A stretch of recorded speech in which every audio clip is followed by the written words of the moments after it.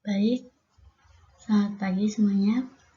Perkenalkan, nama saya Brilianti Octavia dari kelas 6A D4 ABG Arsitektur Bangunan Gedung. Baik, di sini saya akan menjelaskan tentang studio perancangan terpadu 3 dengan tugas perancangan gedung sekolah menengah dan kejuruan teknologi dan rekayasa.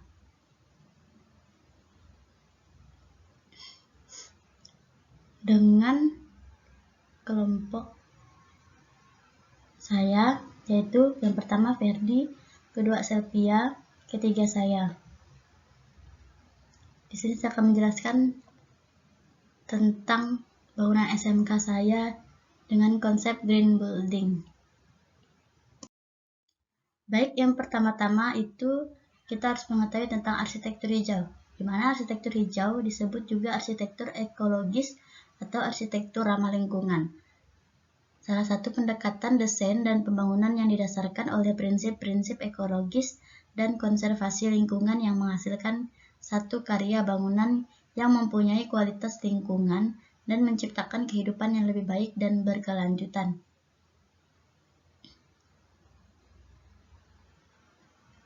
Dengan adanya tujuan arsitektur hijau, meminimalkan pemakaian energi dan sumber daya, terutama yang berasal dari sumber daya yang tidak dapat diperbarui, misalnya bahan tambang. Dan kedua, meminimalkan emisi atau buangan yang berasal dari proses konstruksi, pemakaian, dan pembongkaran bangunan. Di sini terdapat 3 studi kasus yang kami ambil, yaitu yang pertama SMK Negeri 2 Denpasar, yang kedua SMK Negeri 4 Bandung, dan yang ketiga itu SMK Negeri 4 Pontianak.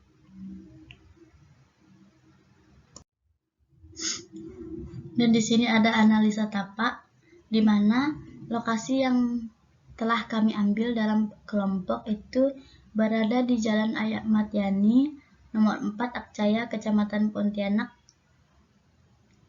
Kota Pontianak. Daerah ini merupakan kawasan perkantoran serta pendidikan di Kota Pontianak. Kawasan ini memiliki nilai strategis dan sudut kepentingan dalam pendidikan ke depannya. Dan di sini juga ada tata lahan pada bangunan Ayani, dan ada juga respon. Warna merah merupakan area yang tidak boleh dibangun, yaitu EGSB dari setiap jalan masing-masing. Luasan yang kami ambil itu adalah 540 meter persegi. Dan kami di sini membangun SMK dibagi menjadi beberapa masa bangunan. Serta di sini juga ada kesimpulan, di mana adanya kesimpulan lintas matahari, aksesibilitas, view ke dalam maupun keluar, vegetasi, drainase, angin, dan kebisingan.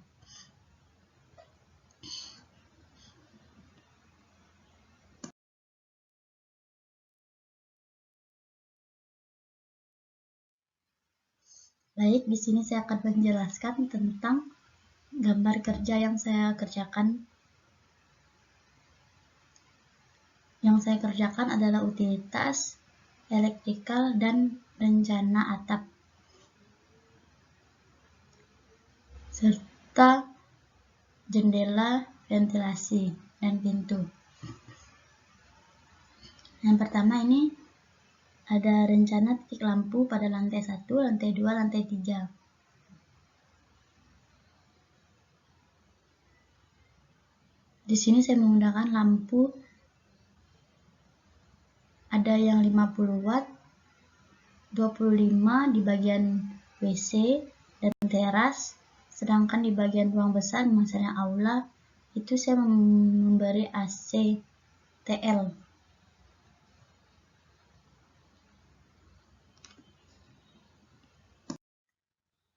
Dan di sini ada titik lampu di lantai 2. Dan di sini ada rencana air bersih dan air kotor di lantai 1. Mengapa saya menaruh bagian sumur itu di belakang?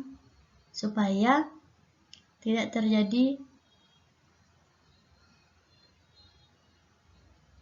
jalur jauh, sehingga lebih memudahkan akses jalur septic tank ke belakang. Dan di bagian belakang saya menaruh tampungan air hujan supaya lebih hemat air, sehingga air hujan itu dipergunakan dalam bentuk seperti menyiram tanaman, mencuci piring, maupun membersihkan area kelas. Dan saya juga memberikan septic tank air pembuangan dari jalur WC ke septic tank itu saya taruh di belakang karena lebih memudahkan jalur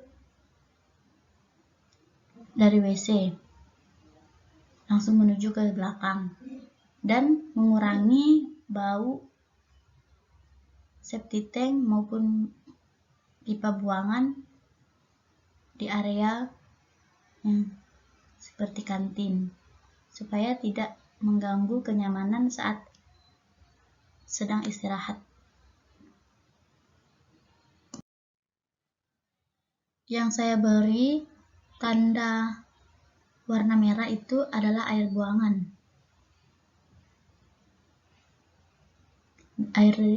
Air buangan dari WC langsung ke bak penangkap lemak.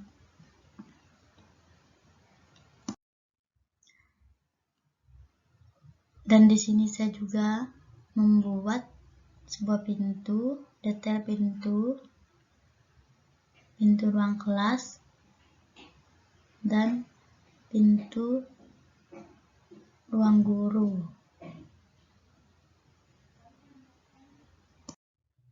Dan di sini juga ada pintu kaca, pintu mati, jendela mati untuk bagian depan kantor guru, dan jendela bagian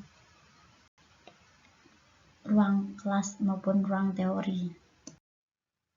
Baik, ini saya membuat penangkal petir. Rencana penangkal petir. Di sini ada rencana penangkal petir lantai 3. Di sini ada rencana atap lantai 1. Detail kuda-kuda baja ringan.